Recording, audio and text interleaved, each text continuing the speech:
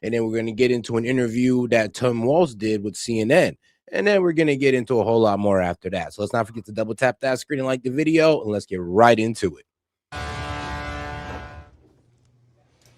Welcome back to the Will Cain Show, live from Iowa, and now we're here. We're here with President Donald J. Trump. Mr. President, great to see you. Thank you very much. Thank you for doing this. Well, you know, you do have great ratings. Well, thank you. We check the ratings, but even if you had lousy ratings, I would do your show. You are terrific. You've been a terrific guy. I anticipate they should do very well today with this type of guest today here on the Will Cain Show. Welcome back to the campaign trail. Welcome back to Iowa. How does it feel? Well, I love Iowa. We've won it 3 times conclusively. There wasn't like any late night voting or anything. We just won it right at the beginning. The doors closed and they said Trump won.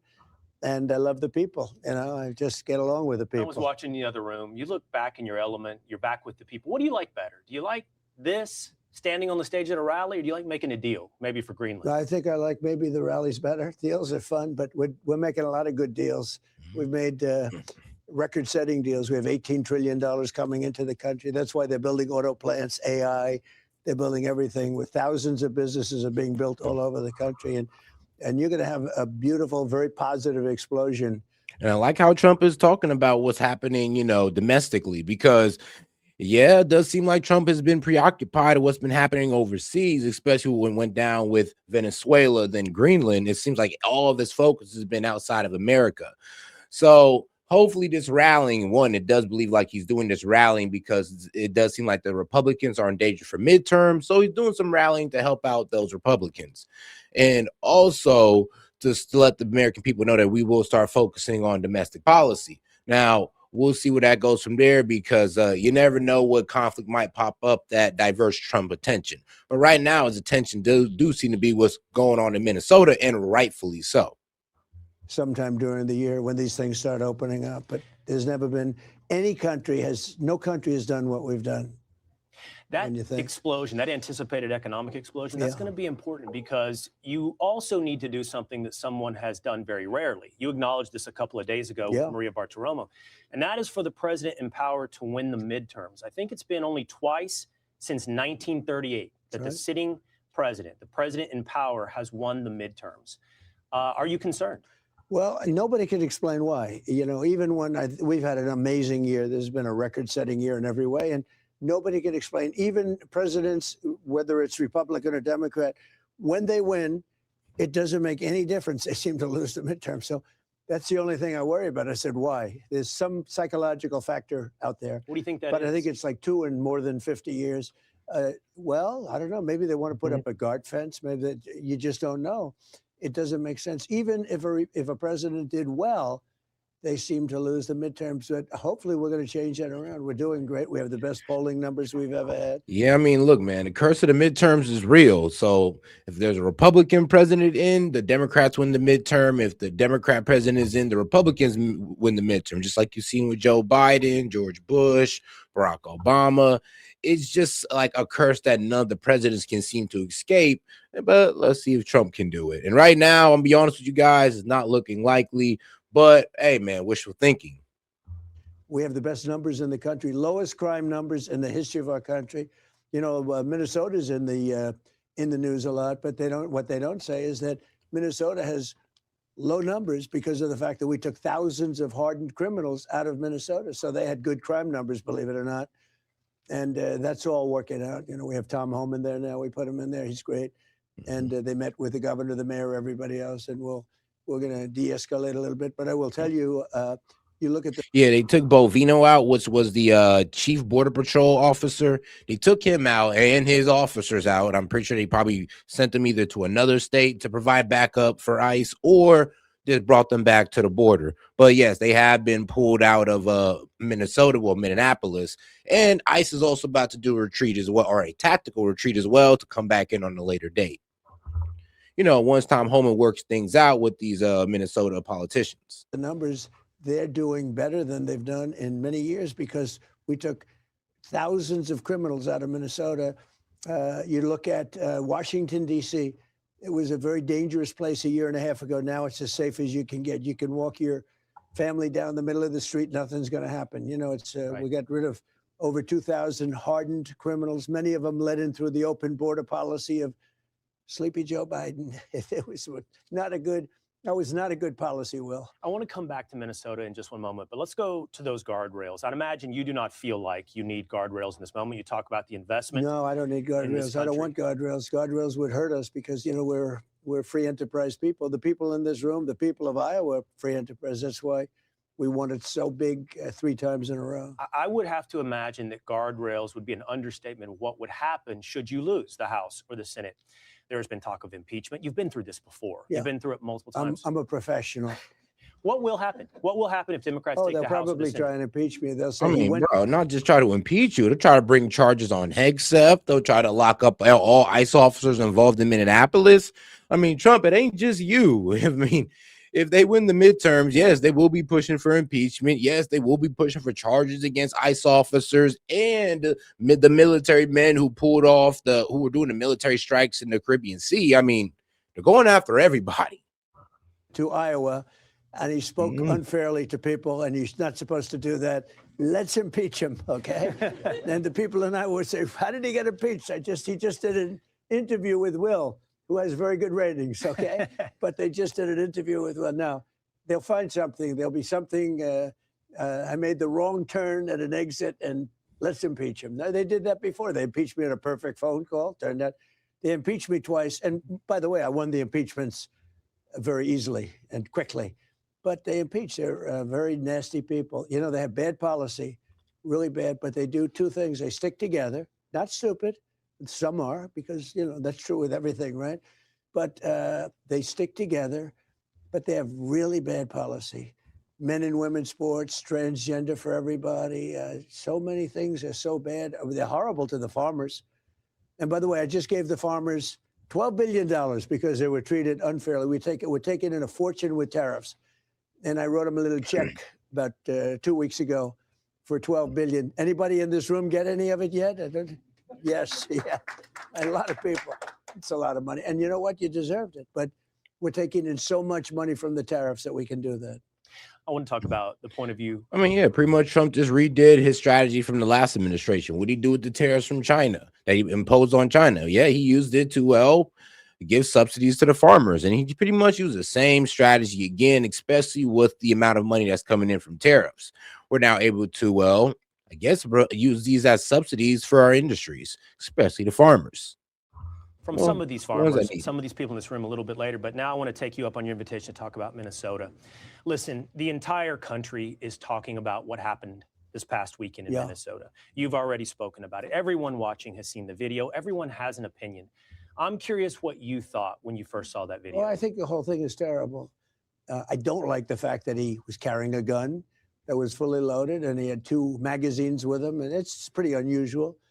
But nobody knows when they saw the gun, how they saw the gun, everything else. Bottom line, it was terrible. Both of them were terrible. The other was terrible too. And I'm not sure about his parents, but I know her parents were big Trump fans. Makes me feel bad anyway. But I mean, I guess you could say even worse. They were tremendous Trump people, Trump fans. And, you know, the daughter was, she was, I don't know if you could say radicalized, maybe not. I don't know. But I hate to see it. I hate to see that. You bring up the term radicalized. What do you think is happening? You see these people in these videos, they feel very emboldened to step in and interfere with law enforcement. Because, I mean, there's supposed to be law enforcement stopping them to do that. They shouldn't be getting involved with law enforcement because the local police or the National Guard should be stopping the protesters from doing so. It's called crowd control, which for some reason Jacob Fry don't want to try to do. Tim Walz don't want to try to do. I mean, hopefully his meeting with Tom Homan, you know, has some type of, I mean, honestly, have some type of results to where we can see like, all right, yeah, they're actually going to start using the National Guard to help with crowd control instead of having these guys protect federal buildings and handing out coffee, which is, I mean, it's nice. I ain't mad at it, but I mean, I'll be real with you. I'll be so happy if you could just put them towards crowd control. Yeah. I'm not talking about protest, holding signs. I'm talking about people physically interfering with immigration enforcement. Why? Why do they feel so emboldened? You know, you have to go throughout the whole country. You know, we have done so much work throughout the whole country. We don't have any problem. The only one we have is Minnesota. We're in a lot of different places. New Orleans, we're in the governor of Louisiana called they have a big problem in New Orleans. And we went there. We've cut the crime by 67% in 4 weeks. It'll be down to practically nothing soon. Washington, D.C., we don't have problems. Like, you know, we've cut it down from a lot. It was very bad. It was terrible. People. Yeah, well, the difference is, I mean, Tim Walz. Like, guys, the problem is Tim Walz. Like, have you heard Tim Walz rhetoric towards ICE? He literally said they're going to disappear people and take them to foreign torture dungeons. I mean, bro, Gestapo, Nazis, unmasked people who just disappearing people, like the craziest rhetoric about law enforcement or federal agents you've ever heard. And then we're shocked when people like Renee Good overreact when they see ICE. I mean, come on now. Go to Washington to look at the Lincoln Monument and they end up getting whacked or whatever, killed in some cases. Numerous killings. That's a beautiful, safe place now. Memphis, Tennessee, one of the worst in the whole country. And now it's got very little crime. But it's gone very differently in Minneapolis. Well, it has. It's the only place. And now the message is out that Tom Homan is in. Yeah. Commander Bovino is supposedly leaving Minneapolis along with some CBP agents. Is this a pullback? I don't think it's a pullback. It's a little bit of a change. Everybody in this room that has a business, you know, you make little changes. You know, Bovino is very good, but he's a pretty out there kind of a guy. And in some cases, that's good. Maybe it wasn't good here.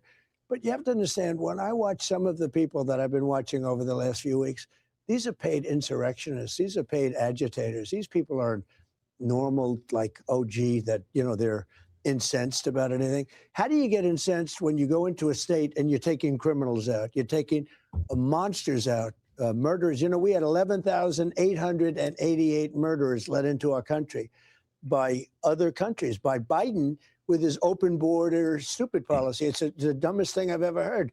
This is something that somebody need to tell these like protesters. Like, you know, you're like, I'll be real with you. If your goal, if I was to talk to them right now, I would say, if your goal right now is to what? Protect these undocumented immigrants who haven't committed no crime. Well, yeah, you are doing that. But guess what you're also doing? You're also protecting the undocumented immigrant who has sexual offenses against children. Sexual assault charges, battery charges, robbery, murder. It's like, yeah, you're protecting them as well, because ICE goes after both of them. Of course, they put these guys with high crime at the top of the list and they work their way down. But yeah, by going out there and impeding ICE, you're stopping the arrest of these dangerous people from being taken off your street. And I mean, if you're telling me that, okay, you'll protect the pedophile to protect the undocumented immigrant, I mean, like I said, I never want to hear you try to say Trump's a pedophile protector ever again, because look at you. About bad policy. Open borders where people were coming, so the whole world, the Congo, Venezuela, all over the world, they're letting people in from their prisons and they're feeding them into the United States. And they're murderers and they're drug dealers and they're everything else you can think of, every bad name you can think of. And they let them in by the millions. We closed the border. You know, we have nobody coming into our country anymore. Literally. It just shows how hard it is to clean up, even after you close it. It shows the price that we paid under Joe Biden. It's the hardest thing when you think of it. You know, inflation we've solved. It's done. We have it good. Where prices are coming way down. They were just saying in Iowa, the fuel is $1.95. Did you hear that? Somebody said $1.85, but it was $3.50, $4.50 just a year and a half ago. You look at eggs, you look at groceries, it's all down. Everything's come down. Do you notice they don't mention affordability anymore? That's like an old-fashioned word. No. They brought up affordability. I have a video to react to y'all with, bro. Speaking of affordability, Abigail Spanberger, you deceitful mother. Bro, that's one devious-ass woman right there. Can you imagine running on affordability, right? This is what Abigail Spanberger did. She ran on affordability, then won on affordability. And then you know what she goes in there and does? Make things more unaffordable by raising taxes and adding these little petty taxes to things. Like, bro, it's all one big money grab on the backs of the Virginian taxpayer. Y'all have been duped, played, and deceived. And I told you, man, like, if you're going to go out there and vote for a Democrat on the grounds of affordability and you're a common day Democrat, I mean, God bless your heart, man. God bless you. But they were the ones that caused it. I didn't cause it. I came in, prices were way too high. We had the highest inflation in the history of our country. 48 years, they say. I say the history. But we had the highest, let's say in 48 years, the highest inflation. Prices were way high. Now I've got the prices down, and they're going down still further. But think of it. We brought fuel from $4, $3.50, $3.75 down to $1.99, $1.08. I was just told in Iowa, $1.85. Yeah. A gallon. No doubt. But that leaves that problem, like you said, the hardest one to solve. People say they want our immigration laws The hardest enforced. one to solve is. You know, I remember a conversation that you and I had a year and a half ago with your Secretary of War, our friend Rachel Campos Duffy, and you said to me, you looked at me and said, it's going to be difficult. Oh, guys, you know, we're still fighting the shadow ban. So let's not forget to double tap that screen and like the video. If you're on the horizontal, make sure you just like the video and make sure to send a gift or a super chat to let YouTube know that, yes, we still got engagement. We still got support, even though you guys are being assholes about it. But it's all good, though. It's all good. You got to get through the storm, I guess.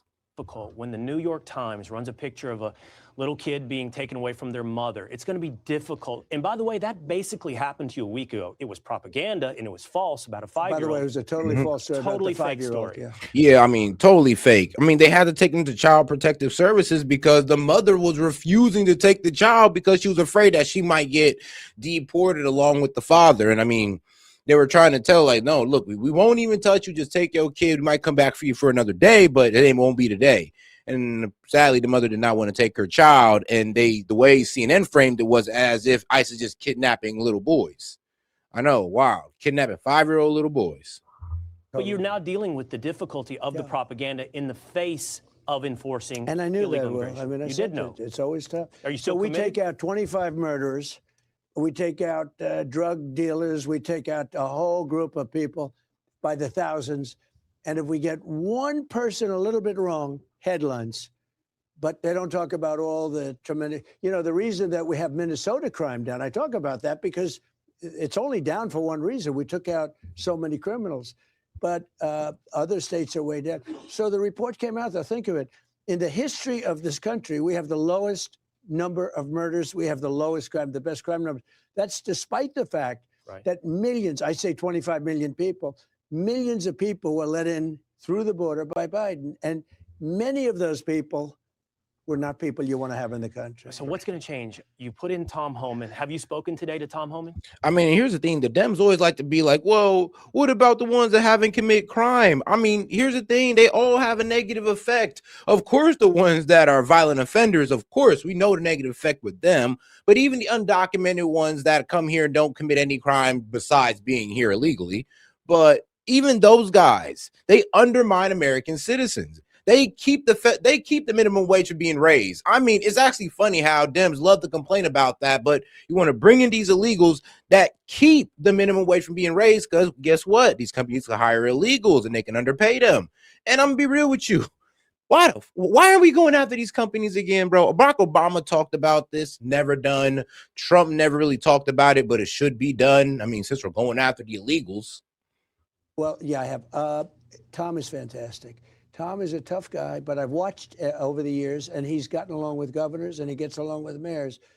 Some people don't. Some people just. Oh, and shout out to my man Cap Hunter for starting us off. He says still waiting to be unbanned. Paul, wait, hold on. Now, is that how like is that your @ or is that like your actual like profile name? Like there's my @ like Set Media Reacts, and then there's just the actual name of my channel. Like, so make sure you let me know because the way it's designed in my studio is that it goes off there. It goes after, what you see on your profile, not your @ just want to do their job and leave me alone. I've been looking. And that's sort of okay, too. That's generally been okay. Most of them are happy. Memphis, Tennessee, very tough, very straightforward. We're taking the criminal out. We're getting them out, either putting them in jail because some are so bad that you don't want to send them to where they came from because you're afraid they're going to come back. They're murderers.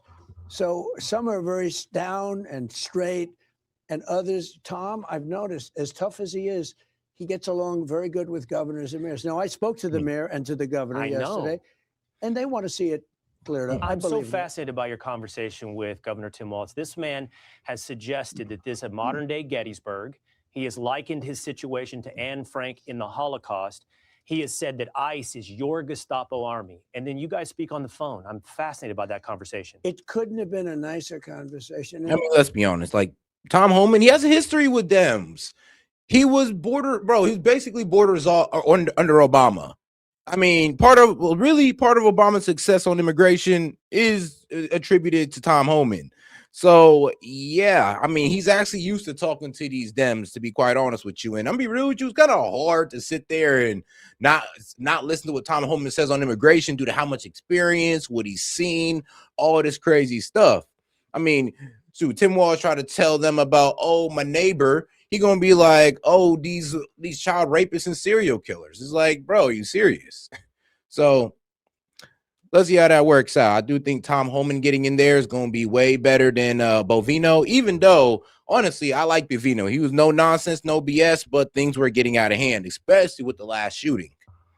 In fact, I said to my people, I said, it's hard to believe that's the same guy I watch on television, or I watch in the debate not doing so well, or because we had a very reasonable conversation, very good conversation. If you believe the conversation, he'd like to get this thing over with. But think of it, in the whole country, we've done this so much. We have the crime down to a level that nobody ever, I campaigned a little bit on crime, a lot on the border. The problem is I gave you the best border in the history of our country. Nobody wants to talk about it anymore. I did it a long time ago. I was able to do it within 3 months of taking office. I had that border locked and closed. And, nobody even tries to come up anymore. It's easy now. Nobody even tries to come up. Before they were coming up by the millions. But nobody wants to talk about that. They only want to talk about whatever the last thing is. But we're taking out thousands and thousands of criminals. And the worst thing that Biden did to this country, because, again, inflation, I can solve. All this stuff. The hardest thing to solve is when you have people brought into the country and you have to take those people. We have a very unfriendly court system, frankly, especially at the lower levels. Take those people and you have to say, I'm sorry, but you're going out. And in many cases, they're murderers. And, they shoot you. They kill you. You've seen that, where they kill you. You're after a murderer. Sir, you're going to have to come with me. And they end up shooting you. Which is crazy. It's a very tough job. Oh, here's the thing. Obama said the exact same thing. Obama said, look, I know all these guys aren't criminals, but we're a country of laws. They got to go. Trump saying the same thing and Dems lose their mind. Obama said the exact same thing. Dude did the exact same thing. And these guys, excuse me, sorry, but these guys just can't contain themselves. For some reason, they sat by and watched the immigration efforts and crackdowns of Democrat presidents and just said, oh, it's all good. Trump comes out and does it, and they lose their effing mind. This is how you know it's complete TDS.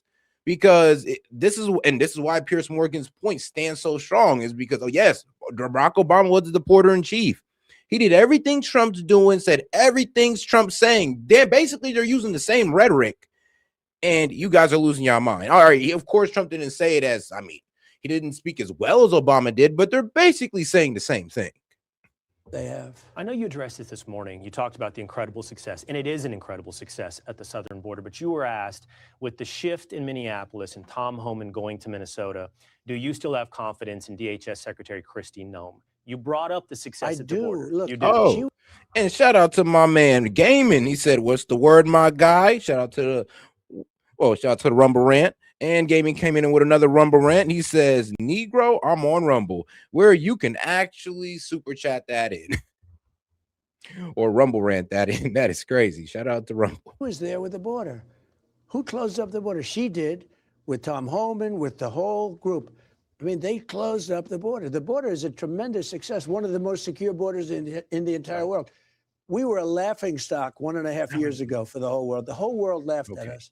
I had friends that said, is that real? They'd look at a picture. You've been down to the border.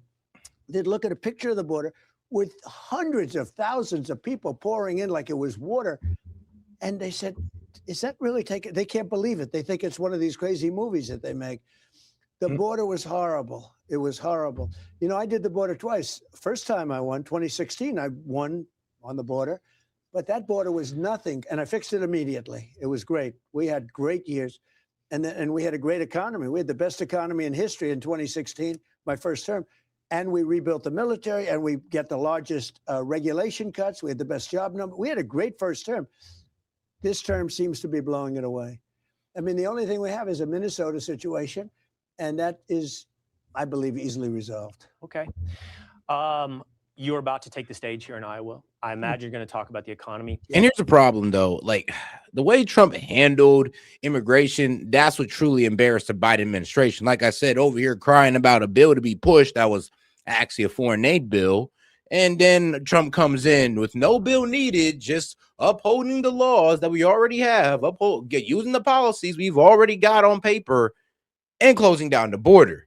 I mean, it was as simple as that. Like, he did it so easy, it really didn't make the Dems look stupid. I'm curious what your plan is if the Supreme Court rules negatively on your tariffs. You talk about the tariffs. We'll have to find another way. Is there a plan B? Yeah, the tariffs have been indispensable towards success. We've taken in $600 billion in tariffs. I gave the farmers $12 billion last week. I took them out of tariff money. It's kept the unfair competition out of our country. Now, they can build their auto plant here, but they can't build a plant in some place with, labor costs for a penny and then sell it into this country and then charge people a lot of money for a car.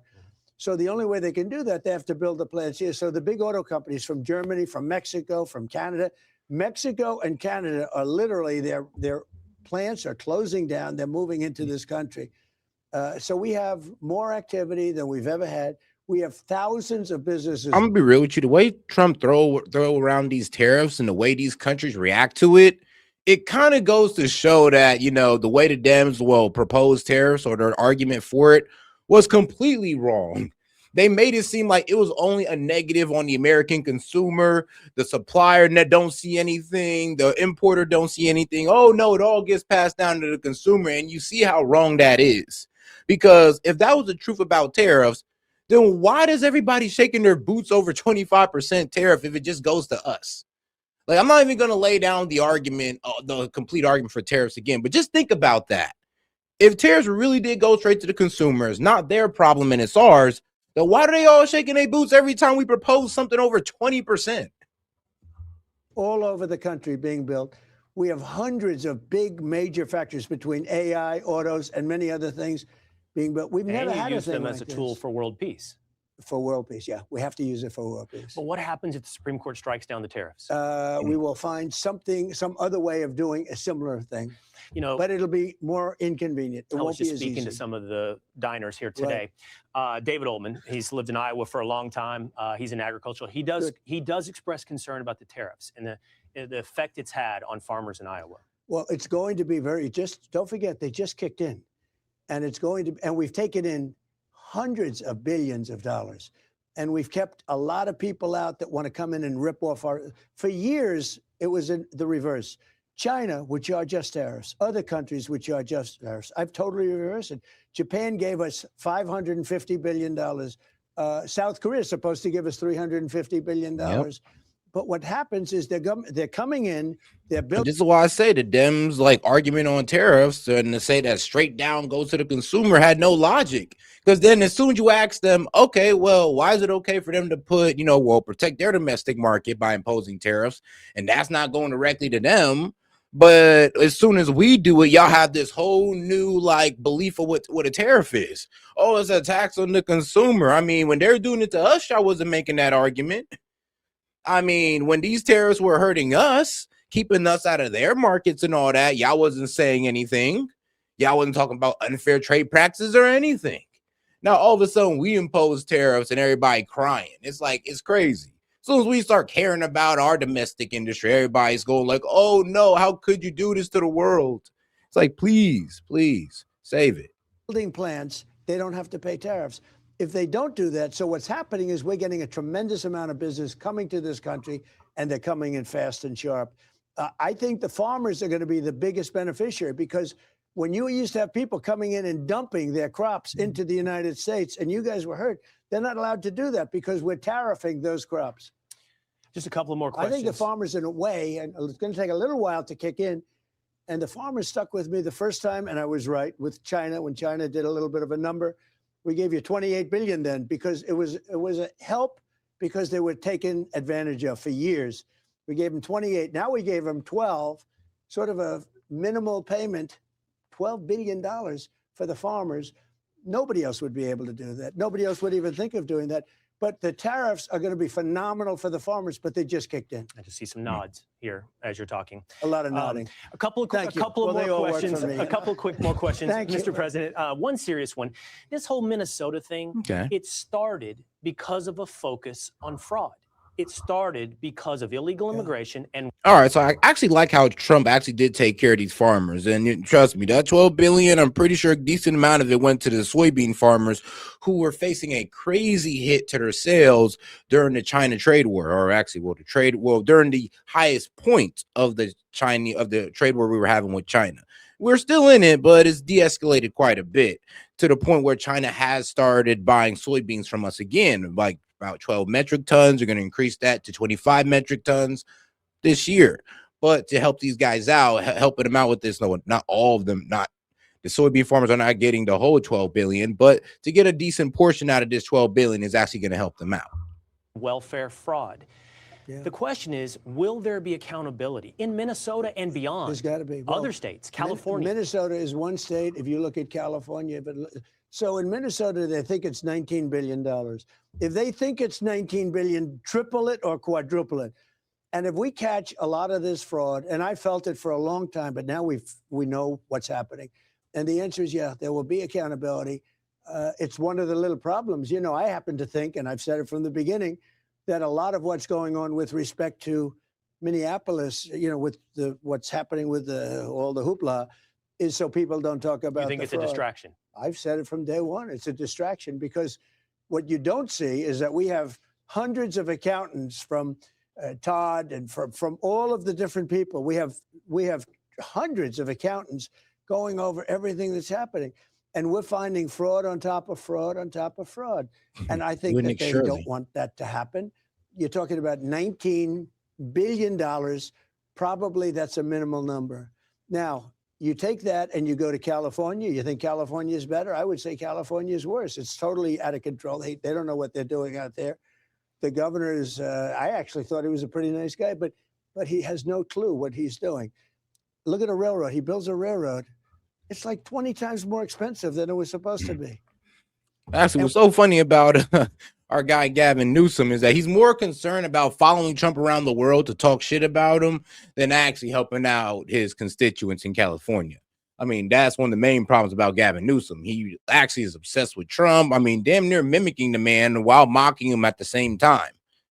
What they did to get down the cost, they made it shorter so it doesn't go to San Francisco. You saw what he said, right? He's claiming victory in Minnesota, by the way. He has posted that you have retreated in Minnesota, Governor Gavin Newsom, and he is encouraging people to keep the pressure up. See, I haven't heard that at all because it's just the opposite. I was called by the governor yesterday. I was called by the mayor yesterday. How do we do something? Please, how do we do something? I think it's bad for them. I don't think it's bad for us. I think it's bad for them. Yeah, you'll have to see what Governor But it's not Newsom a question posted. of retreat. We want safe cities, whether it's, if we took a lot of the crime out of there. We want safe cities and states. We want a safe country. And again, we just got a report done by Democrats that the country is the safest ever recorded right now. Right.